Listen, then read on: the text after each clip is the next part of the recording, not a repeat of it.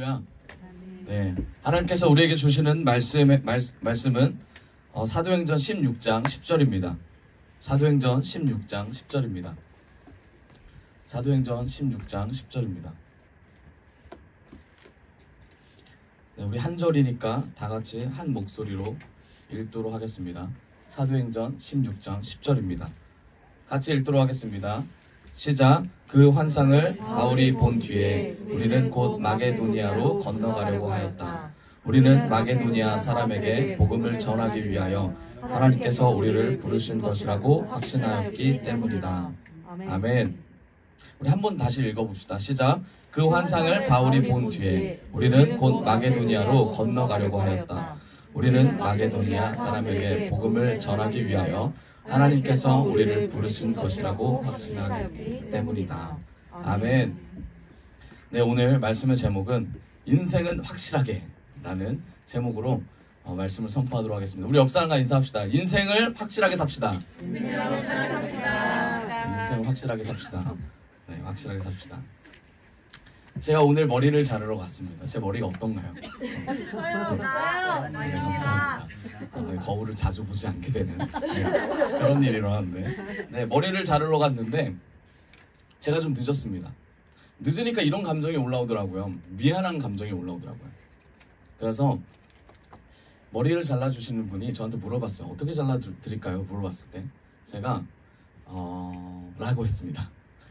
라고 했어요. 그랬더니 이분이 그럼 원래 자르던 대로 잘라드릴게요 라고 이제 얘기를 하신 거예요. 그런데 제가 머릿속에 생각한 게 있었거든요. 제 머리의 스타일을.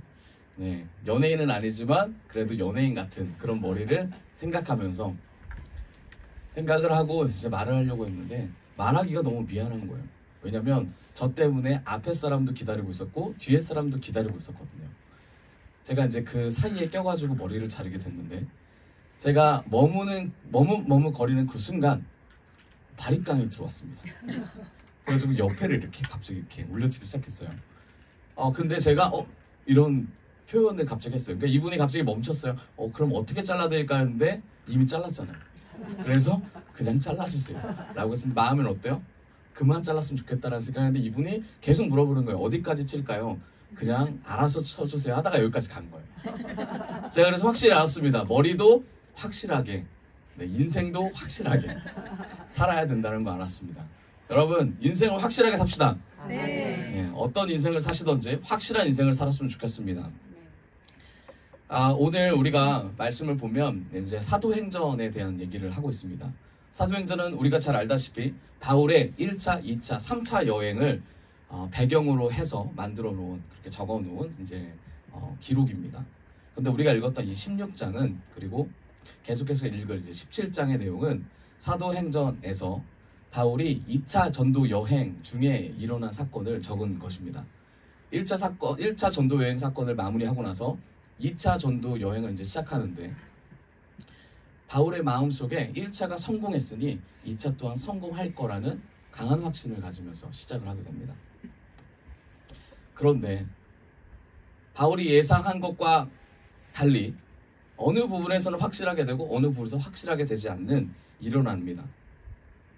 그런데 바울이 여기서 깨달은 게 있습니다. 뭘 깨달았냐면 1차, 2차 선교 여행을 통해서 성령이 자기를 움직이지 않으면 갈 수 없다는 사실을 깨닫게 됩니다. 성령의 인도만이 자신의 길을 개척하고 나아가는데 무조건적으로 이끈다는 것을 바울이 알게 됩니다. 여러분, 우리의 인생도 마찬가지인 것 같습니다. 성령이 빠진 인생은 우리가 아무리 계획할지라도 하나님이 빠진 그 인생에는 열매가 없다는 사실을 우리가 기억했으면 좋겠습니다. 우리 옆 사람과 인사합시다. 주님이 있는 길을 선택합시다. 주님이 있는 길을 선택합시다. 아멘. 아멘. 바울의 이 이야기를 통해서 제가 살아온 인생을 돌아봤습니다. 제가 요즘 좀 자주 돌아보는데 돌아보니까 제가 얼마 살지는 않았지만 돌아보니까 큰 일들이 있었더라고요. 2019년에 어떤 일이 있었습니까? 코로나가 시작됐어요. 2020년이죠. 시작돼서 지금 2021년, 2022년, 2023년 다시 코로나가 이제 유행한다고 하는데 2020년을 이제 떠올려 봤습니다. 코로나가 시작되고 나서 우리 삶이 어떻게 변했는지. 저는 이제 백신을 맞지 않았는데 백신을 맞지 않고 나서 제가 받아야 될 제약들이 되게 많더라고요. 뭐가 있었냐면 상상도 못할 일 중에 하나입니다. 음식점으로 들어갈 수가 없어요. 네, 음식을 먹을 수가 없고 거기까지는 이해가 됐어요. 좁은 공간이고 사람들도 많이 모이니까 코로나가 퍼질 수 있겠구나. 그런데 뭘 할 수 없었어요? 마트에 갈 수 없다라는 네, 이런 상황이 일어나기 시작합니다. 이게 2020년, 21년에 일어났던 우리 현실이에요. 그러면서 정부에서 뭐라고 합니까? 제대로 표현을 해라. 뭘 표현해요?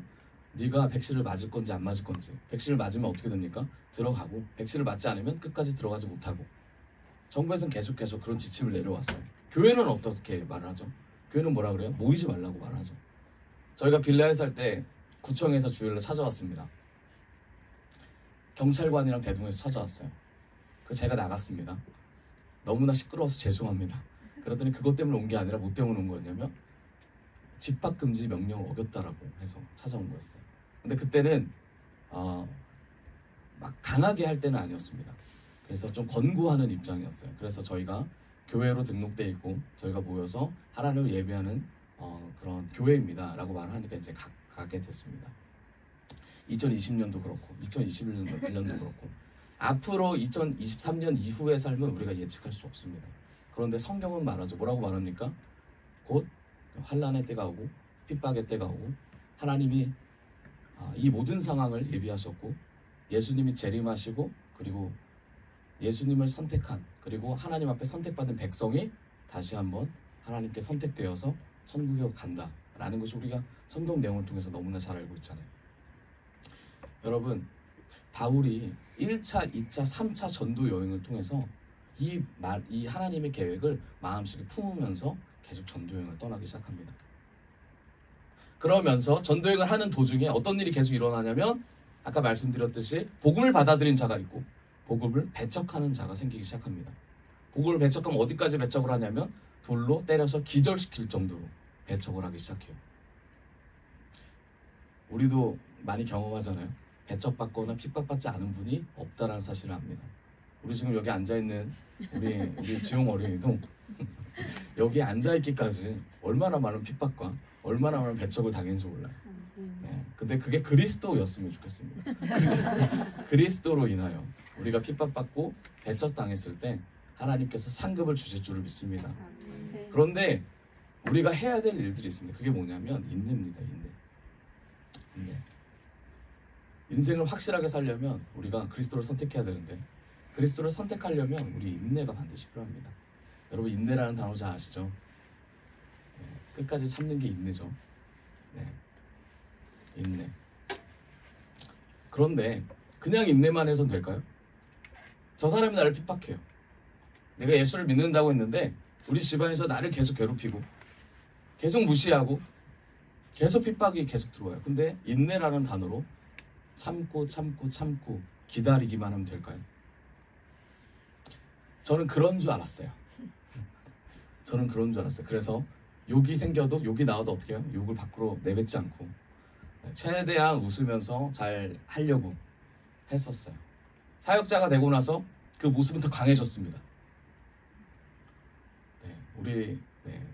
제가 이제 청년부를 맡았는데 청년부를 맡는 도중에 많이 힘들고 어려운 일이 있을 때마다 어떻게 해요? 웃음으로 잘 주의 그리스도의 사랑으로 하려고 많이 노력을 했어요. 그런데 마음속에는 어때요? 그렇지 않다라는 거죠. 마음은 어때요? 계속 부글부글 끓어오르는 이 마음이 계속 올라온다라는 거예요. 네. 그렇게 마음을 힘들게 했던 분이 또 앉아있기 때문에 너무나 감사합니다. 네. 은혜롭게 또 하나님의 은혜로 또 지나가기 때문에 너무나 이 감사거리가 너무 끊이지 않습니다. 그런데요, 제가 이 인내라는 게 그냥 그런 건 줄 알았어요. 사람들이 돌을 던지면 스테반처럼 맞아가면서 예수님처럼 그냥 맞아가면서 인내를 참아야겠구나 이런 줄 알았어요. 그러다 보니까 제 마음이 어때요? 뭉그러지는 거예요. 제가 어느 날은 거울 보고 소리를 지른 적 있어요. 제가 하나님께 언제까지 이래야 되나 소리를 지른 적이 있어요. 한 영혼을 위해서 천하보다 귀하다는 그 한 영혼을 위해서 제가 산에 가서 기도한 적도 있어요. 사랑해서 그랬을까요? 아니에요. 사랑을 네, 사랑이라는 걸로 갖춰진 거짓이었죠. 우리 깨워주세요. 네, 그랬었어요. 자, 인내는 어떤 인내를 가져야 되냐면, 그러면 성도들은 반드시 소망의 인내를 가져야 될 줄 믿습니다. 그냥 참는 것이 아니라 소망의 인내를 가졌을 때 하나님의 나라를 볼 수 있는 눈이 있습니다. 제가 제일 많이 듣는 말 중에, 상담 중에 뭐냐면, 결혼했는데 이혼해야 돼요? 말아야 돼요? 제일 많이 듣습니다. 결혼을 했는데, 사역자들이 결혼을 해요. 결혼했는데 이혼을 해야 됩니까? 어떻게 생각하세요? 성경은 그렇게 말합니까? 이 질문을 정말 많이 받아요. 자매들도 그렇고 형제들도 그렇고 정말 많이 받습니다. 제가 처음에는 이랬어요. 처음에 뭐라고 했냐면, 나의 데이터로 봤을 때 이혼하는 게 조금 더 신앙생활을 다져가는 게 좋지 않을까라는 생각을 하면서 말을 했어요. 물론 이혼하라는 말은 안 했죠. 하지만 그런 베이스를 깔고 얘기를 했어요. 그래야 신앙의 성장이 되고, 그래야 더 하나님께 나아가고 열매를 맺는 삶을 살지 않을까라는 생각을 갖게 됐어요. 그런데 말씀을 읽고 성경을 계속 읽어보니까 그것보다 더 중요한 게 있더라고요. 그게 뭐냐면, 이혼하지 않아도 하나님과 다시 한번 결혼하는 그런 연합의 인생을 살게 된다면, 이혼하지 않아도 그 삶이 은혜롭고 풍성하고 아주 가치 있는 삶이 된다는 걸 알게 됐습니다. 그래서 제가 상담을 받을 때마다 이렇게 말을 해요. 이혼하려고 하는 가장 근본적인 목적이 무엇입니까? 그게 그리스도를 위함입니까? 아니면 당신을 위함입니까? 제가 이 질문을 많이 합니다. 그 최근까지 이혼을 생각하셨던 어떤 그 사역자분 있잖아요. 그 분에게 제가 이런 말을 했습니다. 그때 지금도 아주 잘 살고 계십니다. 제가 성도의 인내를 말씀드렸잖아요. 성도의 인내. 바울이 이 성도의 인내가 무엇인지를 계속해서 보여주고 있습니다. 여러분, 우리가 소망을 품는 성도가 되어서 이 인내 안에 예수 그리스도의 삶이 계속해서 묻어나오고 그 향기가 계속해서 나타나기를 소망합니다. 우리 옆 사람과 인사합시다. 예수 그리스도가 나타나는 인생 삽시다. 예수 그리스도가 나타나는 인생 삽시다. 아멘. 아멘. 우리가 참는 것은 그냥 참는 것이 아니라 예수 그리스도가 우리 인생에 나타날 것을 소망하며 참는 인생이 되어야 합니다. 여기에 눈을 뜨는 자, 여기에 눈이 열린 자, 예수님이 나 인생에 함께 하시는구나 라고 눈이 뜨는 자는 이 삶에 함께 할 거고, 그러지 못한 자는 계속해서 삶을 비관하면서 살아갈 줄을 믿습니다. 이게 계속해서 끊이지 않는 마지막 싸움이 될 겁니다. 여러분, 바울은 1차 전도여행, 2차 전도여행을 통해서 계속해서 그리스도인이 무엇인지에 대해서 가르쳐주고 있습니다. 그러면서 어떤 걸 강조하냐면, 예배드리는 기쁨을 말하고 있어요. 예배드리는 기쁨. 여러분, 예배드리는 게 기쁘세요? 예배드리는 게 정말 기쁘십니까?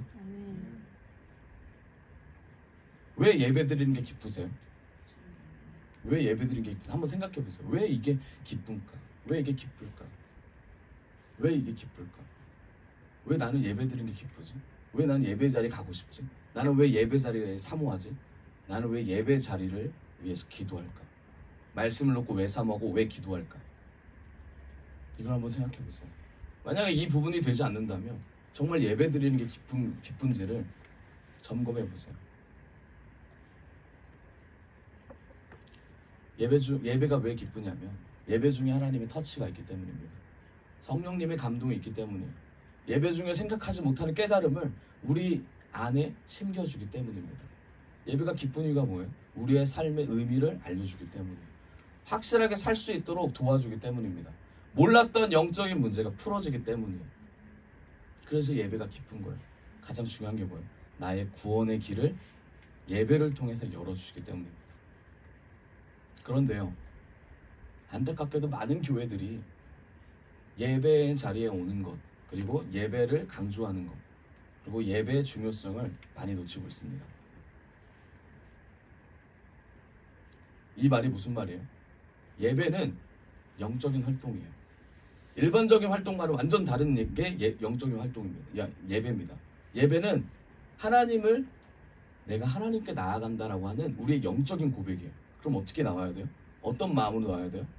우리가 생각하는 그 육적인 것들을 다 내려놓고 내려놓지 못하면 내려놓을 수 있도록 기도하고 회개하고 말씀 붙잡고 삶을 살면서 나아가는 맨 마지막 그리고 처음이 되어야 되는 게 바로 이 예배의 자리라는 거예요. 이 예배. 그냥 틀어주니까 그냥 하니까 들어오는 게 아니라 사모하며 기대하며 나아가는 우리의 가장 잘한 일 중에 하나가 바로 이 예배가 되어야 된다는 거예요. 그래서 우리가 뭐예요? 큐티하잖아요. 삶에서 예배를 드리기 위해서 큐티하잖아요. 예배라는 게 이런 거예요. 이 예배의 자리가 확장되는 현상이 뭐예요? 전도가 되는 거죠. 그렇기 때문에 전도를 하면서 하나님이 계속해서 성령의 역사로 이끄심을 우리가 눈으로 보게 되는 거예요. 그걸 볼 수 있어야 되고 그걸 기대할 수 있어야 돼요. 그 역사가 우리 가정에 일어나기 원합니다. 그 역사가 우리의 공동체에 일어나기 원합니다. 그러려면 무엇이 먼저야 돼요? 우리가 예배에 먼저 드리는 그 자세부터 바꿔야 된다는 거죠. 우리들은 영적인 존재입니다. 하나님께서 우리를 뭘로 창조하셨어요? 흙과 생기로 우리를 창조하셨어요. 하나님의 영으로 우리를 창조하셨어요. 그렇기 때문에 우리가 육적인 존재임과 동시에 영적인 존재입니다. 그런데 우리가 이 영적인 존재를 우리가 죄된 인간이기 때문에 죄로 어떻게 됐어요? 이 영적인 것이 많이 파괴됐죠. 하나님의 형상이 파괴됐어요. 그래서 우리는 살아가는 모든 것마다 어떤 삶을 살아요? 육적인 삶을 살 수밖에 없어요.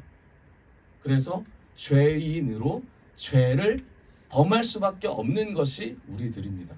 그런데 너무 감사하게도 예배의 자리에 오게 되면 예배를 드리는 마음을 갖게 되면 주님께서 우리를 육적인 것에서 영적인 것으로 회복을 시켜주신다는 거예요. 믿으십니까? 회복을 시켜주신대요. 확실하게 살 수 있도록 천국 백성으로 구원의 백성으로 살 수 있도록 계속 회복을 시켜주신대요. 그런데 사단은 어때요? 우리를 육으로 살 수밖에 없게 계속 만들죠. 더 좋은 거를 말해요. 우리가 들어야 될, 정말 우리가 들어야 될 것을 듣지 못하도록 아주 미묘하고 간사하게 미혹을 시키죠. 어떻게 시킵니까? 더 좋은, 더 빨리 말할 수 있는 부모님이나 권위자나 사람들이나 더 좋은 책이나 이걸 통해서 말씀을 대체하게 만들어요. 말씀을 대체하게 만들어요. 더 좋은 것에서 깨달을 수 있도록 만들어요. 그렇지만 절대 진리는 어디 있어요? 성경에 있습니다. 성경에 있어요. 이 말씀이 선포되는 곳에 진리가 흐를 줄을 믿습니다. 그런데 육적인 곳을 따라가게 만드는 이 마귀의 공략은 뭡니까? 성경보다 진리가 있다라고 주장을 해요. 성경보다 진리가 있다. 성경보다 더 가치가 있는 것을 말을 합니다. 그게 뭐예요? 사랑이라고 말을 하고요. 그게 또 뭡니까? 우정이라고 말을 하고요. 그게 돈이라고 말을 하고 건강이라고 말을 합니다. 여러분, 예수님이 최고의 가치가 되기를 원합니다. 예수님이 우리의 인생의 주인이 되기를 원합니다. 아멘.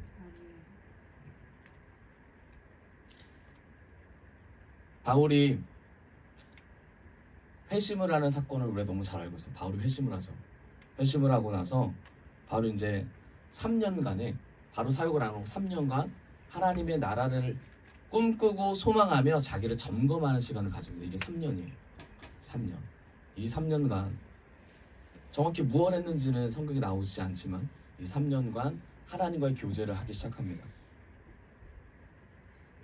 그리고 나서 바울이 다소 지역이라는 곳, 수리아 지역에서 7년간 복음 전도를 해요. 바울이 이제 복음 활동을 시작하는 거예요. 하나님의 말씀을 받아들이고 그리고 정말 확실한 인생을 살기 위해서 전도를 하기 시작합니다.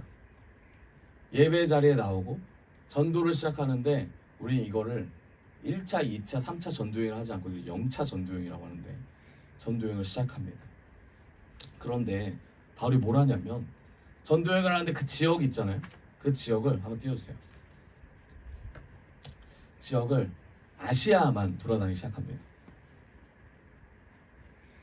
여기가 아시아죠. 저기 아시아 보이시죠? 네. 바울이 저기만 계속 돌아다녀요. 저 아시아만. 이제 안디옥에서 시작해가지고 2차 전도여행이 이제 시작되는데 쭉 가다가 저 아시아 지역을 계속 돌면서 바울이 전도여행을 시작해요. 그런데 바울이 저기만 돌았던 이유가 있습니다. 1차도 저기를 돌았는데 왜 2차도 저기를 돌았을까요? 그 이유는 하나예요.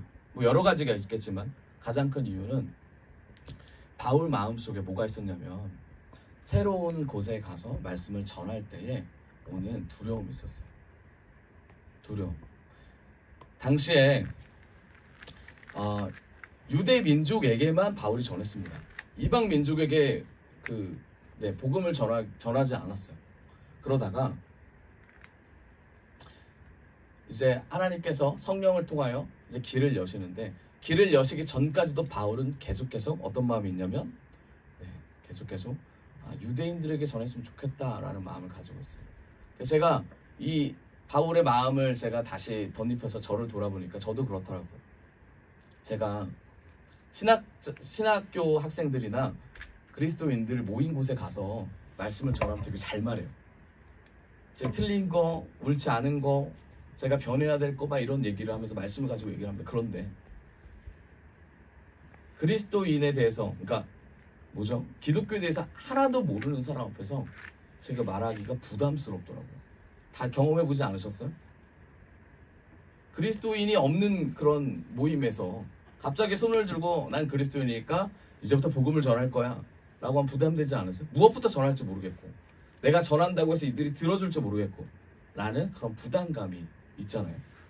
저도 그런 부담감이 있어요. 그런데 바울 또한 그런 부담감이 있었다라는 거죠. 그러면서 어떻게 해요? 하나님의 영의 감동에 받아서 아시아를 계속 전도하고 있는 찰나에 바울이 옛날 습관대로 계속 전도를 하기 시작합니다. 이게 잘못됐을까요? 저는 잘못됐다고 생각하지는 않아요.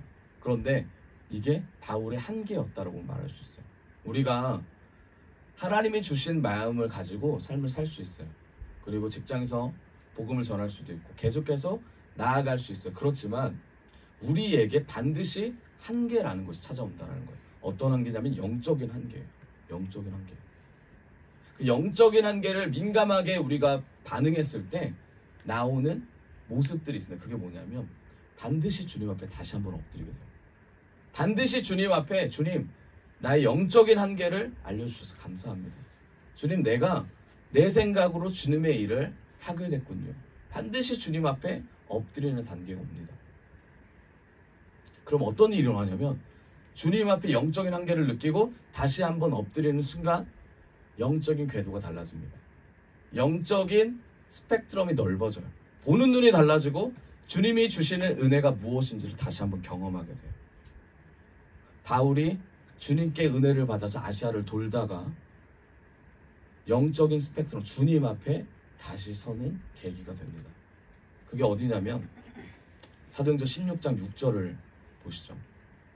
16장 6절 같이 읽도록 하겠습니다. 시작. 아시아에서 말씀을 전하는 것을 성령이 막으심으로 그들은 부르기아와 갈라디아 지방을 거쳐가서 7절 무시아 가까이 이르러서 비두니아로 들어가려고 하였으나 예수의 영이 그것을 허락하지 않으셨다. 아멘. 바울이 성령에 따라서 전도 여행을 계속해서 이어가고 있는 도중에 바울이 한계를 느끼게 됩니다. 그래서 부담을 갖고 계속해서 아시아를 돌다가 누가 말려요? 성령이 말리게 됩니다. 다시 아까 그 사진 보여주시겠어요? 사진. 자, 아시아 지역이 어디냐면 네. 사진 보면 여기 아시아 여기죠. 그리고 여기가 방금 우리가 읽었던 부르기아와 여기 네 여기가 바로 여기 안 나오는데 이쪽이에요. 이쪽 갈라디아 저쪽인데 그런데 바울이 어디로 가요? 바울이 이쪽으로 가요. 이쪽 여기 보이죠? 성령의 아시아 비두니아 전도를 금하시죠. 여기 무시아로 갑니다. 무시아 보이시죠? 무시아. 바울이 이쪽으로 가요. 이거는 이제 전도 여행을 나타낸 거고 바울이 여기로 가는데 여기를 가는 이유가 뭐냐면 바울이 여기를 돌다가 이쪽으로 가려고 그래. 이쪽으로. 그런데 성령이 가라는 곳으로 갈 수 있는 확실히 없는 거예요. 성령이 이끌긴 하지만 마음의 한계가 계속 오는 거예요. 그래서 어떻게 하냐면 이쪽으로 응답을 받아서 가요. 자기가. 계속 성령이 말씀하시는 중간에서 어디로 가냐면 서쪽으로 내려갑니다. 서쪽으로 내려가게 돼요. 그래서 이제 무시아까지 가는데, 그리고 나서 어디로 가냐면 저기 보이시죠? 드로아 보이세요? 저희가 어디냐면 그 트로이 목마 아세요? 그 트로이 목마가 저기예요. 드로아. 그래서 절로 가요. 그리고 사도 바울이 저기 어디요? 비두니아로 가려고 하잖아요. 근데 이제 못 가게 하잖아요. 저 비두니아로 가려고 하는데, 비두니아가 어디냐면 지금으로 따지면 이스탄불로 가려고 하는데 이제 못 가게 됩니다. 이런 상황에서 한계를 넘어가야 되는 이 바울의 모습에서 성령이 가만두시지 않는다는 거죠. 그래서 어떻게 해요? 성령이 우리가 읽었던 것처럼 이제 이끄시는 과정을 우리가 보게 되는 거예요. 성령에 따라 가는데, 성령에 따라가는 바울 자신도 자신의 경험과 자신의 생각 때문에 성령을 바로 따라가지 못하는 한계를 우리는 보고 있다는 거예요. 그렇지만 다시 한번 성령을 붙잡아요. 어떻게? 주님 앞에 다시 무릎 꿇는 신앙인으로서 다시 한번 영적인 스펙트럼을 넓힌다는 거예요. 여러분, 우리에게 힘듦이 찾아와요.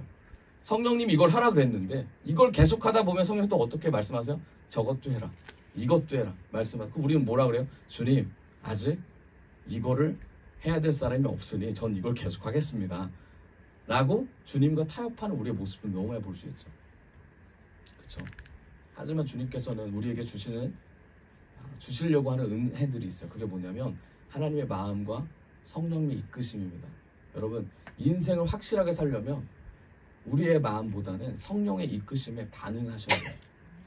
그래야지 성령이 말씀하는 것을 들을 수 있고 볼 수 있고 그 은혜에 사로잡혀 나아갈 수 있습니다. 바울이 그걸 알았어요. 그래서 결단합니다. 16장 9절 보면, 16장 9절 보여주세요. 보면 9절은 제가 읽겠습니다. 여기서 밤에 바울에게 환상이 나타났는데 마게도니아 사람 하나가 바울 앞에 서서 마게도니아로 건너와서 우리를 도와주십시오 하고 간청하였다. 10절 같이 읽어봅시다. 시작. 그 환상을 바울이 본 뒤에 우리는 곧 마게도니아로 건너가려고 하였다. 우리는 마게도니아 사람들에게 복음을 전하기 위하여 하나님께서 우리를 부르신 것이라고 확신하였기 때문이다. 아멘. 어떠세요? 바울이 확신했대요. 어떻게 확신했어요? 우리가 가야 될 길이 여기다. 하나님이 우리를 부르셨다라는 것을 확신하게 돼요. 확신하게 되는 순간 어떤 일이 일어납니까? 바로 행동으로 옮기게 되죠. 바로 나아가게 됩니다. 그런데 어떤 마음으로 나아가요? 바울의 마음속에는 유대인의 구원이라는 타이틀이 있었어요. 이방인에게 구원을 전했을 때에 오는 부담감을 가지고, 이방인은 누군가가 할 것이야, 누군가 하나님 준비된 자가 있겠지 라고 생각을 하면서 유대인의 구원을 바울이 쫓아가기 시작합니다. 그러다가 성령에 이끌려서 다시 한번 주 앞에 고백하는 시간을 갖게 돼요. 여러분, 이게 회심의 사건이에요. 회심이 단순히 그냥 회심이 아니라 첫 번째 회심은 뭐였어요? 다메섹에서 회심했고, 하나님의 부르심에 방향을 틀어 다시 주 앞에 나아가는 회심을 첫 번째 했고, 두 번째 회심은 뭡니까? 하나님의 말씀하시는 그 과정 안에서 주님의 뜻대로 다시 그 궤도에 올라타는 귀한 회심을 하게 됩니다. 이 회심을 또 누가 했습니까? 모세도 이 회심을 했죠. 첫 번째는 어떤 회심이에요? 출애굽할 때 하나님이 모세를 부르셔서 이스라엘 백성에게 보내시죠. 나는 말 못하는 자입니다 하니까 뭐라 그래요? 말할 수 있는 83세인가요? 83세 네 아론 형이 있다. 그래서 이제 83세 형이 가서 대신 말해주죠. 그리고 나서 출애굽을 건너는 그 과정에서 하나님이 이끄심을 보게 되고 하나님이 이스라엘 백성들에게 주실 은혜를 알게 됩니다. 그런데 모세가 어떻게 됩니까? 물을 치는 사건 때문에 결국 주님 앞에, 주님이 원하시는 땅 가나안 땅에 못 들어가게 되죠. 그런데 거기서 마음을 바꿉니다. 어떻게 마음을 바꿔요? 처음에는 들어가고 싶었어요. 그런데 마음을 바꿔요. 어떻게 바꿉니까? 신명기 보면 고별 설교를 통해서 계속 하나님이 너희와 함께 하신 저 땅 가서 잘 살아라 라는 보내는 입장으로 살게 됩니다. 누구의 눈이에요? 주님의 눈으로 바뀌는 거예요. 점점 자신이 하나님 앞에서의 어떤 사명을 받고 깨달음이 있는지를 돌아보는 시간을 모세가 갖게 됩니다. 모세가 두 번째로 회심하는 사건입니다. 여러분, 우리에게 회심의 사건은 언제 있어요? 20년 전, 10년 전, 30년 전 주님이 나에게 은혜를 줘서 기적이 일어났던 그때가 회심의 사건입니까? 아니면 그 사건을 통해서 이때까지 쭉 오다가 진짜 하나님이 말씀한 영적인 승리를 맛봐야 할 지금 이 순간 또 다른 회심의 경험을 가지고 계십니까?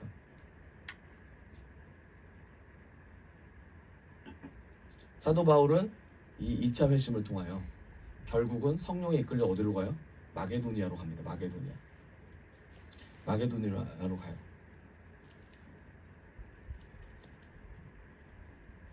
우리를 도우라라는 이 한마디를 듣고 하나님의 음성으로 받아들이고 바울이 이제 떠나게 됩니다. 마게도니아라는 그 지역으로 가서 첫 번째 들어가는 곳이 어디입니까? 빌립보입니다. 빌립보. 잘 아시죠? 빌립보 교회. 근데 이 빌립보 교회로 이제 들어가는데 여기서 며칠을 있냐면 이제 3일을 있습니다. 3일. 자, 생각해 보세요. 한계를 극복해서 스펙트럼을 넓혀서 주의 성령에 힘입어 이곳에 들어가서 인생을 확실하게 살고자 고백합니다. 이 바울의 인생이에요. 그리고 들어가요. 3일 들어가요. 3일 동안 빌립보에서 전도를 시작합니다. 첫째 날이 됐어요. 시장 안에 광장이 있었어요. 그 광장에서 거기 모여있는 이제 아줌마들은 전도를 합니다. 네, 제가 좀 풀어가지고 아줌마들을 전도를 하는데 이제 아줌마들이 전도를 듣고 어떻게 반응을 보이죠. 너무 멋진 말이다. 너무 좋은 말인데? 그런 화법은 어디서 난 거야? 막 하면서 이제 관심을 가지기 시작합니다. 그들한테 이제 관심을 가지니까 어떻게 해요? 옳았구나. 그러니까 바울이 전도를 하는 어떻게 전도하냐면 하나님 나라로 바로 그냥 다이렉트로 얘기해요. 하나님 나라는 이런 나라입니다. 하면서 이제 전도를 하기 시작해요. 그런데 그 아줌마 중에서 이제 한 사람이 은혜를 받아요. 그게 누구냐면 루디아라는 사람이 들어보셨어요? 다 아시죠? 루디아. 두아디라 출신의 옷감 장사 루디아입니다. 이 사람이 뭐 하는 사람이냐면 이 사람은 이방인이에요. 이방인. 그럼 빌립보 처음 이방인에게 이방 도시에 가서 전해서 복음을 받아들인 사람이 누구예요? 루디아라는 사람이에요. 바울의 사역이 열리기 시작해. 뭐 때문에? 한계를 극복했더니. 뭐 때문에? 한 번 더 하나님의 말씀에 순종하고 성령이 말하는 인생으로 살았더니 하나님이 말씀하고자 하는 사역의 방향이 바뀌었다라는 거예요. 여러분, 하나님이 말씀하는 곳에 가게 되면 어떤 일이 일어나냐면 하나님이 우리를 위해서 준비하신 사역지가 있어요. 사역지라고 하면 전도할 수밖에 없는 위치고 하나님의 말씀에 들어갈 수밖에 없는 과정 안에서 나를 보내셨다라는 거예요. 우리가 무엇을 하려고 백날 노력해도 이루어지지 않는 것들을 하나님의 계획 안에 들어가면 아무것도 안 해도 된다라는 거예요. 바울이 들어갔더니 이방인이 그 복음을 들고 바뀌기 시작합니다. 이게 놀라운 하나님의 계획이에요. 바울을 통해서 예비했던 계획입니다. 이걸 바울이 알았을까요? 몰랐어요. 그런데 이 사람을 보면서 바울이 소망이 생깁니다. 첫째 날 루디아가 어떻게 돼요? 구원을 받습니다. 그리고 나서 은혜 받고 나서 이 옷감 장사가 누구를 데리고 오냐면 자기 클라이언트들을 데리고 옵니다. 자기 사람들을 데리고 와요. 데리고 와가지고 모여서 바울을 소개합니다. 첫째 날에 소수의 귀부인들이 예수를 받아들이기 시작해요. 이방 전도가 시작되면 이방 전도가 시작이 돼요. 두 번째 날에 하나님의 말씀을 따랐더니 열매가 있네라는 생각을 가지고 또 나갑니다. 다시 광장으로 나가요. 그런데 그 광장에서 어떤 사람을 보게 되냐면 어떤 여자애를 하나 보게 돼요. 16장의 내용이에요. 어떤 여자를 딱 보게 되는데 그 여자애가 바울한테 달라붙어서 얘기를 하는 겁니다. 뭐라고 하냐면 저분들은 지극히 높으신 하나님의 종들입니다. 말도 안 했는데 달라붙어서 얘기하기 시작하는 거예요. 하나님의 종들이에요. 하나님의 종들이에요. 그러면서 우리에게 구원의 길을 알려줄 거라고 사람들한테 선포하기 시작해요. 한 번도 아니고 계속 따라다니면서 이 얘기를 합니다. 근데 맞는 얘기잖아요. 그렇죠? 그런데 바울은 이 얘기를 좋게 보지 않았어요. 그 이유가 뭘까요? 그 이유는 단 하나예요. 그 목소리와 그 말투가 그리고 그 문장이 사실이고 진리여도 그거를 외치는 자의 내면을 보게 된 거예요. 내면. 그 영. 그 영이 어떤 영이에요? 다르지 못한 영이었어요. 아무리 옳은 말을 떠들어도 그 영이 하나님의 영으로 감동되어지지 않았다라는 걸 바울이 알게 됐어요. 그래서 기분 나빠했어요. 굉장히 기분 나빠했어요. 굉장히 기분 나빠하면서 그 얘기를 듣고 바울이 계속 기분 나빠하는 그런 상태였습니다. 근데 바울이 가는 곳마다 따라다니는 거예요. 가는 곳마다 따라다니면서 이 얘기를 계속해요. 알고 봤더니 이 사람이 누구예요? 1급 무당이었죠. 무당이었어요. 무당. 이 아이가. 그래서 이 아이가 어떤 사람이었냐면 당시에 장사하는 CEO가 되게 많았어요. 장사하는 사람들.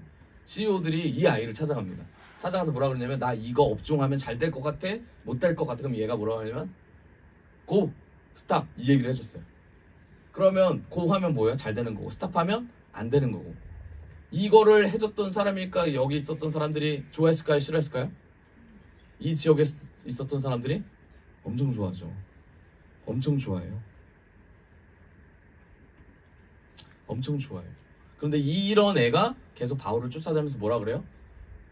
주님께서 주님의 영을 가진 자, 지극히 높으신 하나님의 사람들이다. 이 얘기를 하고 다니니까 바울이 듣기에는 좋을 수도 있지만 그 내면을 보니까 별로 안 좋은 거, 영적으로 안 좋은 거.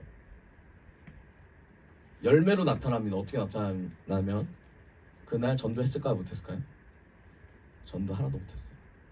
전도를 하나도 못하고 돌아만 다녔습니다. 그러고서 세 번째 날 일찍 일어나서 바울이 그 여자를 만납니다. 그러고서 한마디를 뭐라고 하냐면 나사렛 예수의 이름을 명하노니 귀신아 떠나가라 얘기합니다. 어제는 다 듣고 이거 안 되겠네 해가지고 아침에 일어나서 그 얘기를 합니다. 그러고 나서 그 애가 정상이 돼요. 정상이 됨과 동시에 어떤 일이 일어납니까? 신적인 그런 기운이 다 사라집니다. 사라지고 나서 사람들이 바울을 가지고 이제 뭐라고 하는 내용이 이제 16장 내용인데 16장 19절 이런 말이 있어요. 그 여자의 주인들은 자기들의 돈벌이 희망이 끊어진 것을 보고 바울과 실라를 붙잡아서 광장으로 관원들에게 끌고 갔다. 자, 바울과 실라를 데려갑니다. 그리고 나서 때립니다. 그리고 감옥에 가둬요. 그 이유가 뭐예요? 이 여자에게 예수님의 이름으로 떠나라라고 명령했기 때문에라는 그 이유로 감옥에 갇히게 됩니다. 빌립보에서 며칠째 일어난 일이에요? 3일째 일어난 일이에요. 3일째.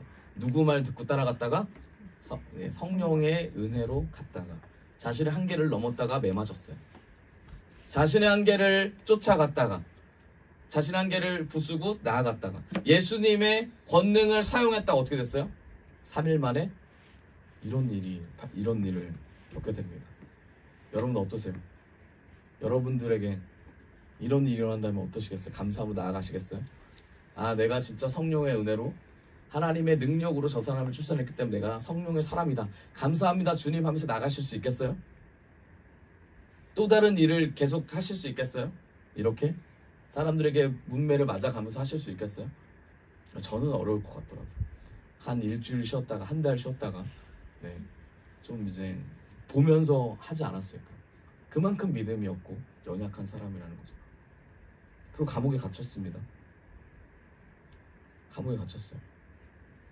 매맞고 감옥에 갇히고 나서 바울과 실라가 뭐 하냐면 16장 25절에 이렇게 얘기가 되어 있어요. 우리가 너무나 잘 알죠. 뭐라고 되어 있냐면 한반쯤 되어서 바울과 실라가 기도하면서 하나님을 찬양하는 노래를 부르고 있는데 죄수들이 듣고 있었다. 아멘. 뭐 하고 있었다고요? 하나님을 찬양하는 노래를 하고 있었대요. 제가 이걸 보면서 아, 인생 확실하게 사는구나. 정말 인생 확실하게 살죠. 이렇게 할 수 있겠습니까? 바울과 실라가 지금 이 생활을 하고 있다는 거죠. 그런데 이걸 죄수들이 듣고 있었대요. 성령의 음성을 듣고 3일 만에 일어난 사건에서 하나님을 다시 높이고 있습니다.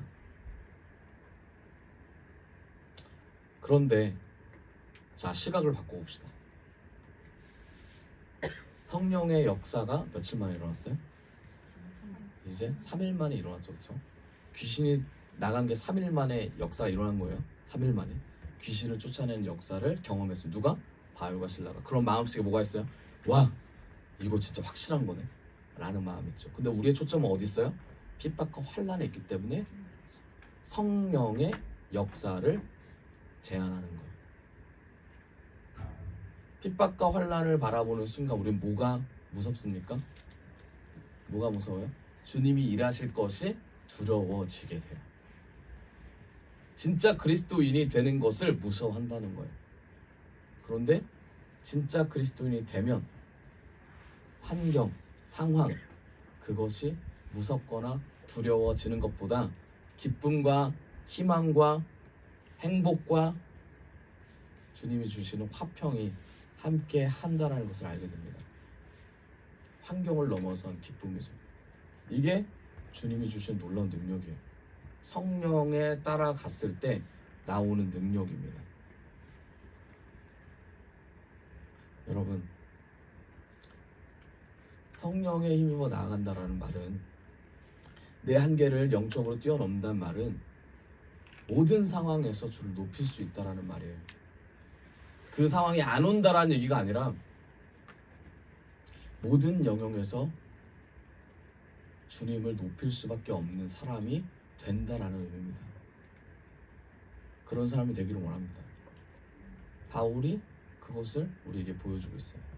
그래서 어떤 일이 일어나냐면, 두 번째 성령이 일어나는데 어떤 일이 일어나냐면, 어떤 일이 일어납니까?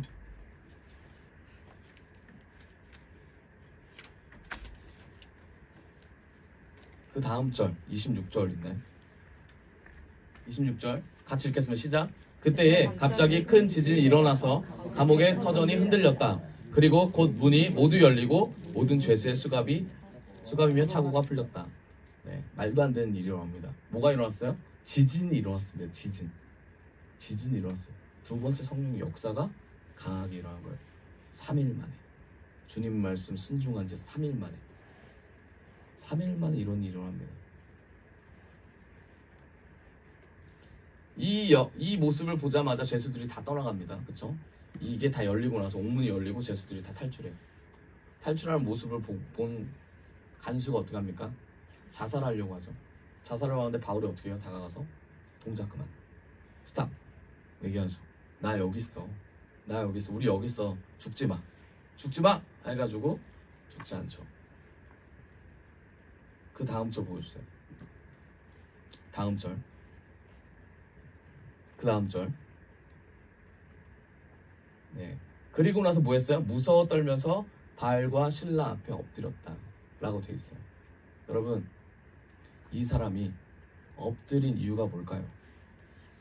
무서웠다라고 되어 있잖아요. 무서워서 엎드렸어요. 근데 무서워서 엎드린 게 바울과 신라를 보고 엎드린 게 아니라 환경을 보고, 그 환경을 움직이는 바울과 신라를 보고 엎드렸다는 거예요. 그걸 우리가 어디서 알 수 있냐면, 바울과 신라가 매 맞고 감옥에 갇혔을 때 하나님께 뭐 했다? 찬양과 기도를 했다라는 것을 누가 들었다? 간수가 들었다. 그리고 이런 일이 일어났다는 거예요. 결국 감옥에 갇힌 이유가 뭐예요? 그렇죠. 구원에 있다라는 거죠. 간수를 구원하기 위하여, 이 가족을 구원하기 위하여 바울과 신라가 갇혔다라는 겁니다. 매 맞은 건 누구 때문에 매 맞은 거예요? 간수 때문에 매 맞은, 뭐 보면 그렇지만 가장 중요한 건 뭐예요? 주의 나라를 위해서 매 맞았다라는 거예요. 누구 따라갔더니? 성령 따라갔더니. 결국 어떤 스토리입니까? 성령 따라가서 매 맞고 감옥 갇혔다 보다 더 중요한 거죠. 성령 따라갔더니 이방 민족에서 루디아를 구원시켰고, 성령 따라갔더니 매 맞았고, 그 매 맞는 과정에서 성령의 역사가 일어났고 간수의 가정이 구원을 받았다. 이게 성경이, 주님이 말해준 우리 메시지입니다.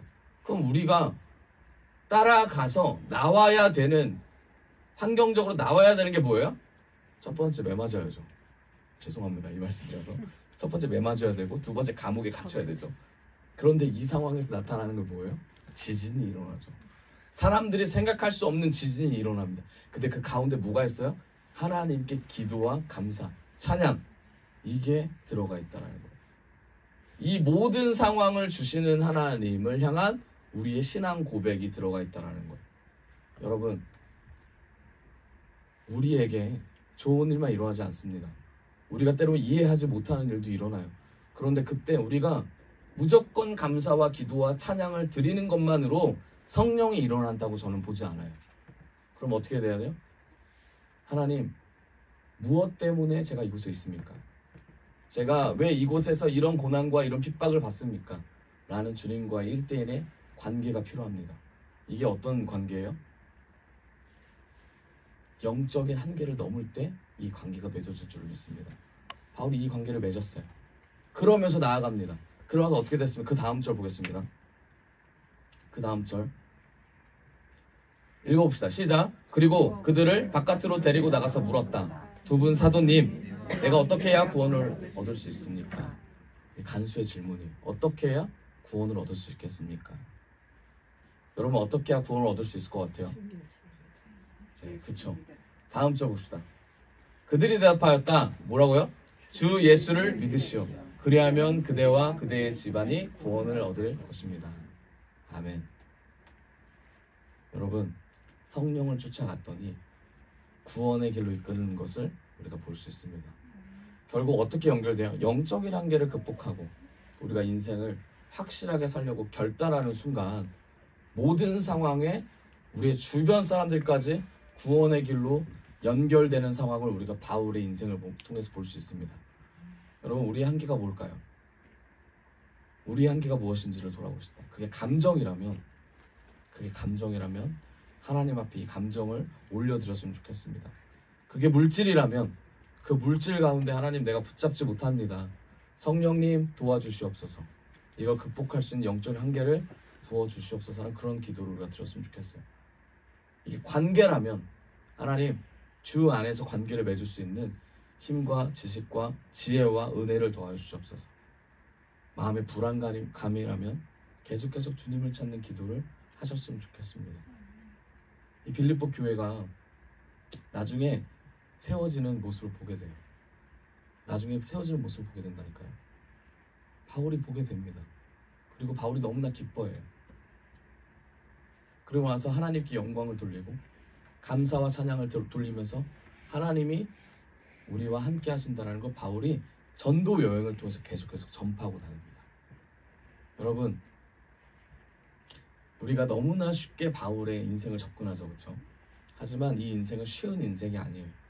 우리가 너무나 쉽게 그리스도인이라고 말을 합니다.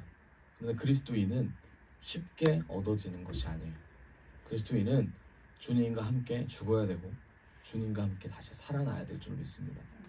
부활 생명이 우리 안에 있을 때 그리스도인으로서 하나님 나라를 꿈꿀 수 있고 하나님의 백성이 될 수 있습니다. 여러분 바울이 영적인 한계를 넘은 것처럼 우리 또한 영적인 한계를 넘었으면 좋겠습니다.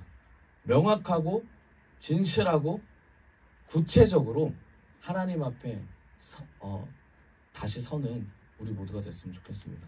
그 말씀의 결론을 맺겠습니다. 오늘 우리가 바울의 2차 전도 여행을 통해서 빌립보의 교회 안에서 일어난 사건을 알아봤습니다. 하나님께서는 바울을 통해서 원하시던 모습이 있습니다. 그게 바로 바울을 구원의 자리로 이끄신 것뿐만 아니라 바울을 통하여 다른 이방 민족까지도 구원하시고자 하는 하나님의 계획이 있었습니다. 여러분 저와 여러분 또한 마찬가지예요. 하나님께서 우리에게 분명히 우리만 구원시키는 게 아니라 우리를 통하여 구원의 자리로 다른 이들을 하나님의 백성들을 구원의 자리로 이끄실 줄 믿습니다. 그러려면 우리가 어떻게 해야 됩니까? 영적인 한계를 뛰어넘어야 돼요. 기존의 신앙에서 벗어나고 기존의 것에서 벗어나서 하나님 말씀하시고 성령이 이끄신 데 반응할 줄 알아야 될 줄 믿습니다. 여러분 우리 한번 다 같이 외쳐볼까요? 인생을 확실하게 삽시다. 네, 인생을 확실하게 삽시다. 네, 인생을 확실하게 사는 우리가 됩시다.